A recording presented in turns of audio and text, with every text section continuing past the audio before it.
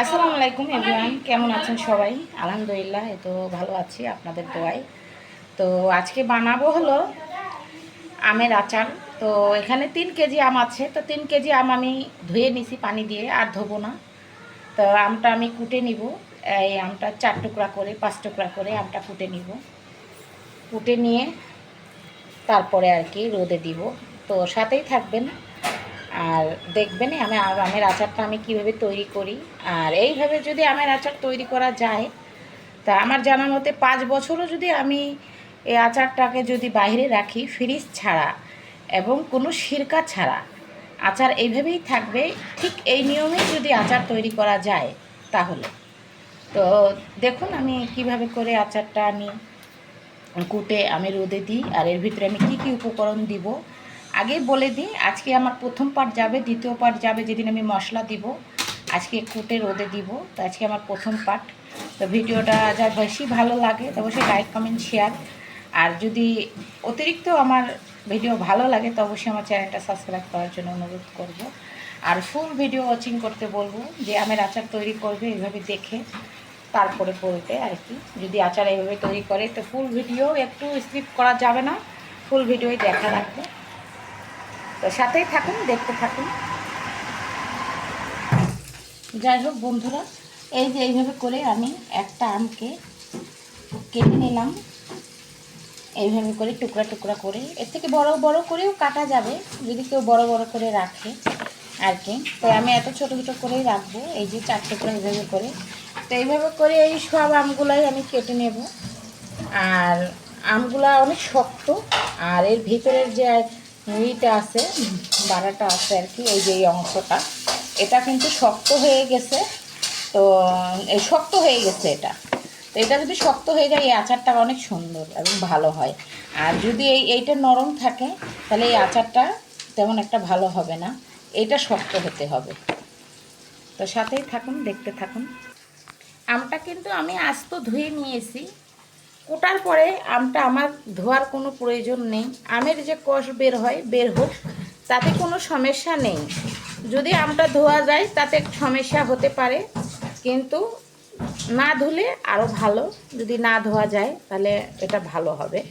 যেহেতু এটা 4 থেকে 5 বছর, 6 বছর, 2 বছর, 3 বছর আমটা সংরক্ষণ থাকবে ফ্রিজ ছাড়া, এই জন্যে পানির কোনো স্পর্শই এর ভিতরে লাগানো যাবে না।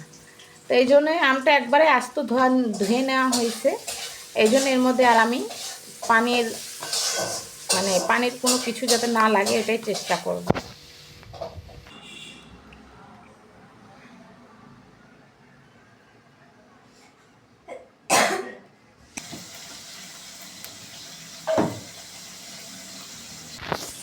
সব আমগুলো কিন্তু আমার কোটা হয়ে গিয়েছে। এখন আমগুলাই আমি কি কি উপকরণ দিব আর কি, যেহেতু এই উপকরণগুলো দিয়ে আমি রোদে দিব। তো আমি একটা সিলভারের শ্রেণীতে নিয়েছি, নিয়ে এটা আমি মাখিয়ে নেব। নেওয়ার পর প্লাস্টিকের পাত্রতে আমার এটা চলে যাবে।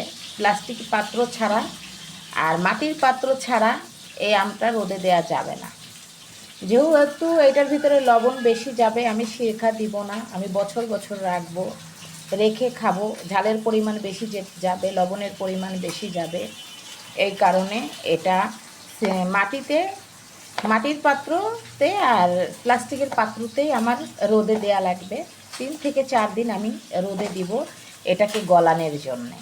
আর এর ভিতর থেকে পানিটা বের হবে, লবণ আর হলুদ যে দিব এর ভিতরে এটা ঢুকে যাবে। সেই কারণেই এটা 4-5 বছর থাকবে, কোনো সিরকাও লাগবে না, কোনো কিছুই লাগবে না। দ্বিতীয় পর্ব যখন আমি মাখাবো আমটা তখন তো দেখতেই পারবেন। তো যেহেতু এটা আমার প্রথম পর্ব, তো দেখতে থাকুন আমি কি কি দিই।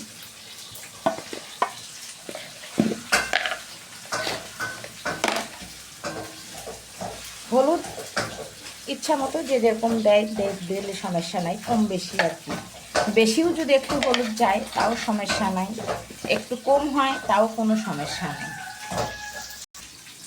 এখন আমি লবণের পরিমাণ দিব। আম ছিল আমার এখানে 3 কেজি, তো লবণের পরিমাণ একটু বেশিই যাবে, লবণের পরিমাণ কম করা যাবে না। লবণের পরিমাণ এখানে 3 কেজি আম ছিল, আমি না হলেও হাফ কেজির একটু কম, মানে হাফ কেজি মানে 1 পোয়ার একটু বেশি আর কি আমি লবণ দিয়েছি এর ভিতরে।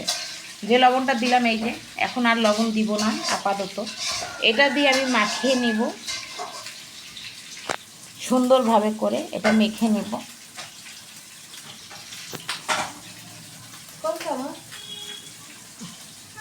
ভাতের চামচ দিলেও হবে, যাই হোক।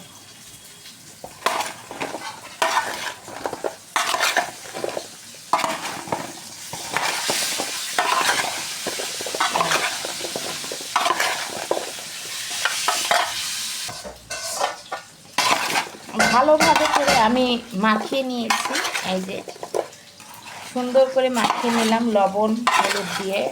লবণের পরিমাণ আমি বলেই দিলাম যে আপনি যদি কিপটামো করে লবণ কম দেন তাহলে আপনি দীর্ঘদিন আচার রাখতে পারবেন। সেটা আপনি সিরকা দেন আর অন্য কিছু যাই দেন, লাস্টে বাধ্য হয়ে আপনার ফ্রিজ ব্যবহার করা লাগবে, ফ্রিজের ভিতরে ঢুকাই থোয়া লাগবে, বাইরে যে কোনো জায়গায় আপনি ফেলে রাখতে পারবেন না আচারটা। যাই হোক, এখন আমি প্লাস্টিকের পাত্রতে রাখবো। এখন আমি এরকম একটা প্লাস্টিকের টিফিন কারিতে সব আমগুলো নিয়ে নেব এভাবে করে।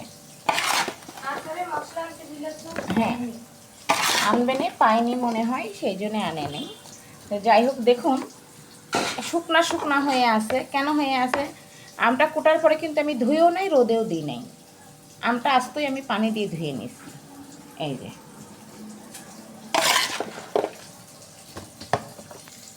যাই হোক, তো প্লাস্টিকের এই যে একটা টিফিন কারি ছিল, যেহেতু আম 3 কেজি, তো আমি প্লাস্টিকের টিফিন কারিটা ব্যবহার করলাম। আর মাটির হাঁড়ি, এই দুইটা জিনিসই আছে আমাদের কাছে, তো এই দুইটা জিনিসই আমরা ব্যবহার করব। প্লাস্টিকের বালতি এটাও ব্যবহার করা যাবে। তো বাইরের দেশে যারা থাকে এই আচারটা তৈরি করে, তাদের কাছে বড় বড় হলো চীনা মাটির বয়ম থাকে, বড় বড়, তারা ওই বয়মে আচারটা তৈরি করে। আমার কাছে নেই আর কি, তো সেই জন্যে আমি প্লাস্টিকের বয়ম আর প্লাস্টিকের বালতি এবং মাটির হাঁড়ি, এটাতেই এই আচারটা এভাবে করে 3 থেকে 4 দিন কি 5 দিন, এর বেশি রাখা যাবে না, রোদে রাখবো আর কি। তো আমি নিয়ে নিয়েছি এই দেখুন প্লাস্টিকের একটা টিফিন কারিতে, 3 কেজি তো এর মধ্যেই ধরে যাবে। যাই হোক বন্ধুরা, এই যে রোদে নিয়ে আসলাম আমগুলাকে, আমার এক টিফিন কারিতেই হয়ে গেছে। তো রোদ যখন লাগবে আরও কমে যাবে, আরও এটা কমে যাবে আর কি, 2 কেজিতে পরিণত হবে, এটা আরও কমে যাবে। এই যে রোদে দিলাম, 3 দিন আমি এইভাবে রোদে দিব। এই ঢাকনা মুখটা আটকাই দিব, এই যে এইভাবে করে আটকাই, এই যে দিয়ে দিলাম রোদে। আর মাঝে মাঝে 3-4 ঘন্টা পর পর ঢাকনা খুলে দিলেও হবে। ঢাকনা সিস্টেম না থাকলে তেনা দিয়েও মুখ আটকানো যাবে, ঢাকনাই লাগবে এমন কোনো কথা নেই। তো যাই হোক, আজকে এই পর্যন্তই রাখলাম। এটা আমার প্রথম পার্ট গেল। যখন আমি মশলা দিব, দ্বিতীয় পার্ট অবশ্যই আল্লাহ বাঁচায় রাখলে ভিডিও বানাবো। তো আজকের ভিডিও কেমন লাগলো আপনাদের কাছে? যদি ভালো লাগে তো অবশ্যই পাশে থাকবেন। তো আজকের জন্য এই পর্যন্তই রাখবো। আল্লাহ হাফেজ।